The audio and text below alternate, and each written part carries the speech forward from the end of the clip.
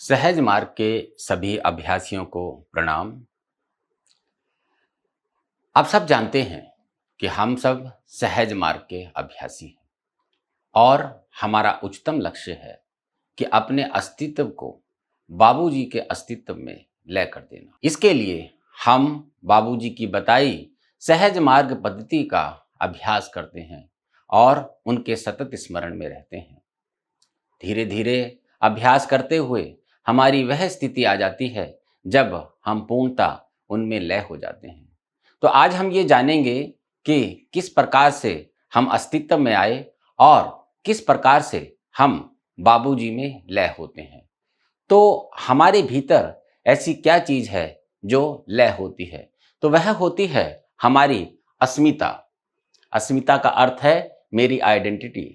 Identity से मेरा मतलब मेरे शरीर से नहीं है। आइडेंटिटी से मतलब है कि मेरे आत्मा को जिस शक्ति ने जागृत किया है वह मेरी अस्मिता। हम सब जानते हैं सृष्टि निर्माण के लिए ईश्वर ने अपनी शक्ति को सभी जड़ चेतन में प्रवाहित किया जिससे कि इस सृष्टि का निर्माण हो पाया। वही शक्ति हमें भी हमारे मन में मिली और उस प्रकार से हमने ये जीवन धारण किया।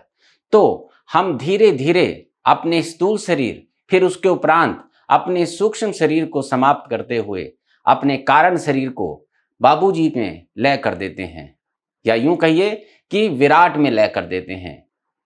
हमारे भीतर वह कौन सी शक्ति है जो हमें प्रेरित करती है आध्यात्मिक मार्ग में आने के लिए? वह और कोई नहीं, होने का भाव है। जब विराट ने होने का भाव जगाया तो उसने सत्ता का निर्माण किया और मेरे भीतर भी वही होने के भाव का एक अंश मेरे भीतर डाल दिया। तो आप यूं समझिए कि जो होने का भाव है वह बाद में विचार बन जाता है और मैं उस शक्ति को खोजना आरंभ करता हूं जिसकी वजह से मैं आज के अस्तित्व में हूं। तो मेरे मन में जो मूल की चेतना प्रवेश की गई वह कुछ और नहीं, जो हमारी मौलिक चेतना है। मौलिक चेतना का अर्थ हुआ कि विराट की चेतना जिसने सृष्टि का निर्माण किया और उसका जो अंश मेरे भीतर आया उसको मैं कहता हूं मूल की चेतना। तो यहां पे जो मूल है वह केंद्र की शक्ति है और उसका एक छोटा सा चेतन रूप मेरी आत्मा में डाला गया जिसकी वजह से मैं अस्तित्व में आया। वास्तविकता जो थोड़ी स्थूलता के चोगे में है, यहां पर जो अंश मौलिक शक्ति से अलग हुआ उसको वास्तविकता का अंश बताया, लेकिन स्थूलता के चोगे में। तो यहां पे जो स्थूलता का चोगा है वह मेरी आत्मा है। जब तक आत्मा शरीर को धारण करती है वह बारंबार इस सृष्टि में भोग के लिए आती है, किंतु सहज मार्ग का अभ्यास करते करते जब मैं मोक्ष और मुक्ति की दशा प्राप्त करते हुए अपने आप को पूर्णता बाबूजी में लय कर देता हूं, उसके बाद मेरी अस्मिता विराट के होने के भाव में चली जाती है।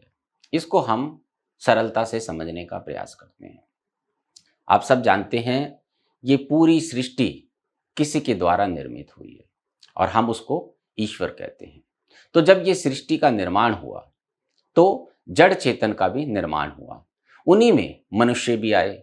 मनुष्य को जो अस्तित्व दिया गया वह आत्मा के रूप में दिया गया। तब जब आत्मा जो थी उसके अंदर जो शक्ति सबसे पहले डाली गई वह थी विराट के होने के भाव का एक अंश, किंतु वह स्थूल रूप में थी। फिर हमने क्या किया, मतलब मनुष्य ने क्या किया?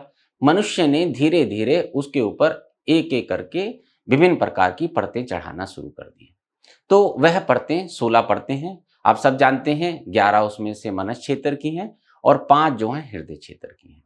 लेकिन जब हम आध्यात्मिकता में आते हैं और उस कारण को खोजते हैं कि मेरे अस्तित्व में होने का क्या कारण है, तो वह भाव विचार के रूप में बन जाता है और मैं पीछे की तरफ बढ़ना शुरू करता हूं और जानने का प्रयास करता हूं कि क्या कारण है जिसकी वजह से मैं यहां पर हूं, इस सृष्टि में हूं।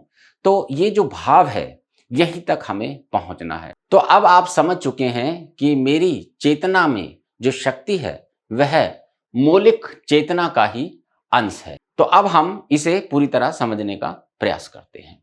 तो क्या है कि मेरा शरीर जो है 3 शरीर को धारण करता है, जो मैं आपको सामने दिखाई दे रहा हूं। इसके 3 रूप हैं। पहला रूप है स्थूल रूप, दूसरा है सूक्ष्म रूप और तीसरा है कारण शरीर।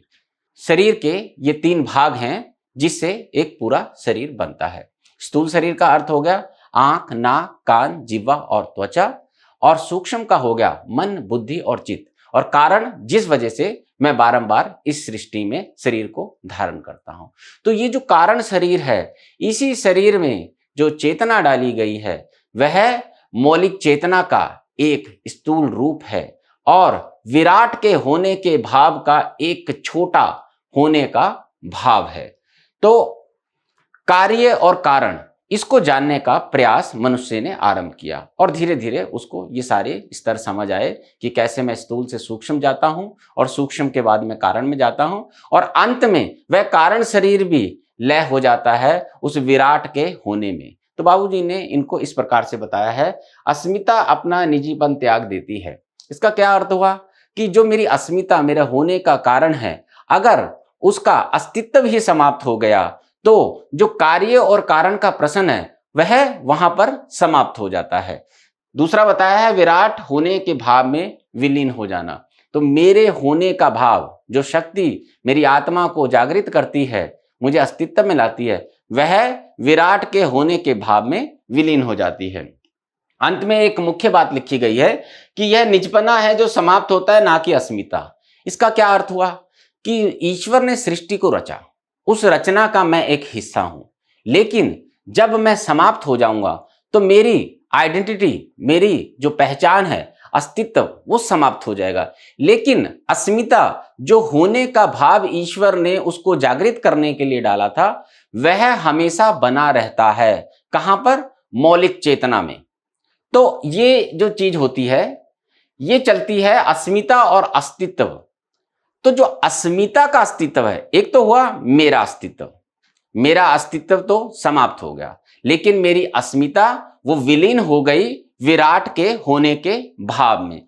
तो यह हमेशा बना रहता है, लेकिन कब तक बना रहता है? जब तक कि सृष्टि की महाप्रलय ना आ जाए। तो आप सब जानते हैं कि जब महाप्रलय होगी तो इस समस्त सृष्टि का विनाश हो जाएगा और जो ऊर्जा विराट से सबके भीतर डाली गई थी जड़ चेतन के अंदर, वह शक्ति दोबारा से लौट के उसी विराट में समा जाएगी। तो मैं अपनी अस्मिता के अस्तित्व के साथ विराट के होने के भाव में सम्मिलित हो जाता हूं, लेकिन वहां पर मेरी अस्मिता का अस्तित्व होता है। और यह कब तक रहता है? जब नई सृष्टि बननी है। तो अब आप समझ चुके होंगे कि हम सब ने सहज मार्ग क्यों अपनाया है।